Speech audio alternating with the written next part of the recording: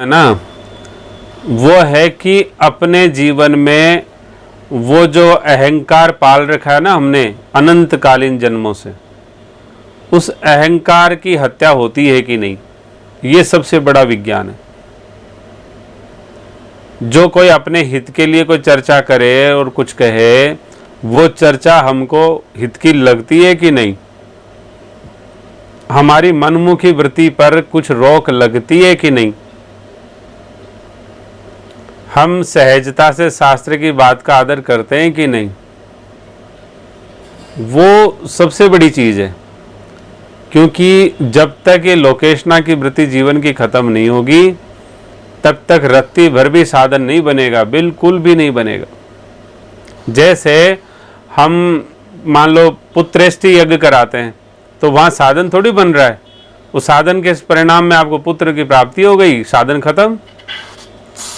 मैंने आपको 100 रुपये दिया, 100 रुपये का आपने माल दे दिया, तो कहानी खत्म, हिसाब बराबर। तो इसी तरह से जब हमारी लोकेशना का लक्ष्य है, तो लोकेशना मिल गई, कहानी खत्म। तो वो हमारे को समझना चाहिए कि साधन के प्रतिफल में हमको मिल क्या रहा है। हमको श्री ठाकुर जी के प्रति भाव बढ़ रहा है कि घट रहा है, भगवान हमको प्रिय लग रहे हैं कि नहीं लग रहे हैं, हरिजन हमको प्रिय लगते हैं कि नहीं लगते हैं। तो वो है, विप्र जो है हमको अच्छे लगते हैं कि नहीं लगते हैं, साधु अच्छा लगेगा कि नहीं लगेगा, श्री गोमाता का कष्ट अपना लगेगा कि नहीं लगेगा, ऐसा वो बात है। तो ये साधक को डेली सोचना चाहिए। लेकिन प्राथमिक और उद्देश्य जो मूल लक्ष्य जो है, लेकिन ये प्रारंभिक लक्षण नहीं हो सकता है, क्योंकि ये तो बहुत कृपा से मिलेगा। क्योंकि लोकेशना का जो विज्ञान है, अहंकार का जो कहानी है, वो बहुत जटिल कहानी है, ये बहुत ही खतरनाक कहानी है। इसको समझ करके ही मिटाना का प्रयास करना चाहिए। अपनी पूरी ईमानदारी होगी तो मिटेगी, क्यों नहीं मिटेगी।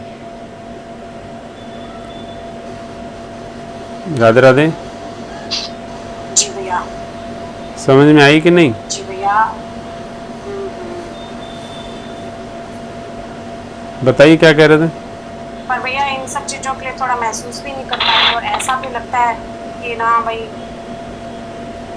जैसे हजारों में, जैसे श्री गीता जी में लिखा है कि हजारों में से कोई एक होता है जो किसी रास्ते पर चलता है, और उन हजारों में से कोई एक होता है जो मंजिल को प्राप्त करता है या मुझे प्राप्त करता है।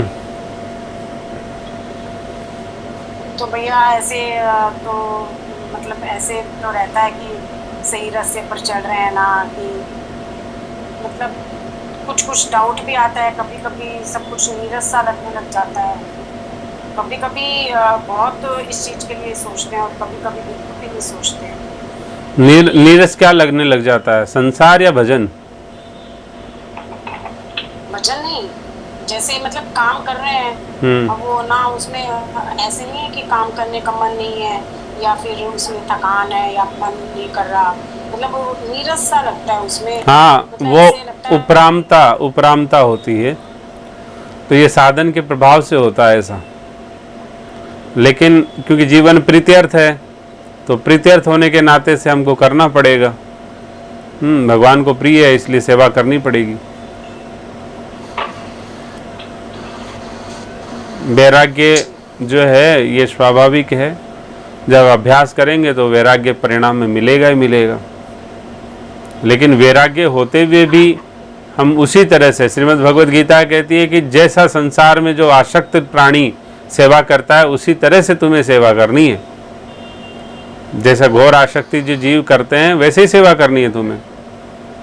तो वो सेवा कैसे करेंगे? जब प्रीत्यर्थ जीवन में आ जाएगी तो करेंगे हम। भगवान को प्रिय है, इतनी सी बात समझ में आएगी तो करेंगे, निसंदेह करेंगे। भैया कोई जरूरी का काम भी भूल जाते हैं।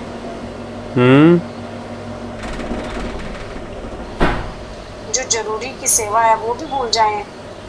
नहीं, विस्मृति तो आ जाती है। जैसे कई बार शरीर में चोट लग जाती है, बहुत अच्छी चोट लग जाती है, भयंकर, और काफ़ी कट लग जाता है बड़ा, और फिर भी पता नहीं रहता कि लगा कहाँ था, कब लगा था। तो वो विज्ञान ये है कि भाई जहाँ मन आपका रमण करता है, जहाँ मन आपका चला गया था, आप वहीं थे, इसलिए आपको शरीर का पता नहीं रहा। क्योंकि जब शरीर के विज्ञान में हमने देखा था कि मन की स्थिति बहुत ज़्यादा स्ट्रांग है शरीर से, तो इसलिए सूक्ष्म शरीर की स्थिति के साथ और शरीर की स्थिति बहुत न्यून है। तो जहाँ मन था वहीं हम थे, इसलिए शरीर का भान नहीं रहा। लेकिन जब बाद में कोई बताता है कि देखो इतनी बड़ी चोट लग गई, तो होश आता है कि अरे ये बात है।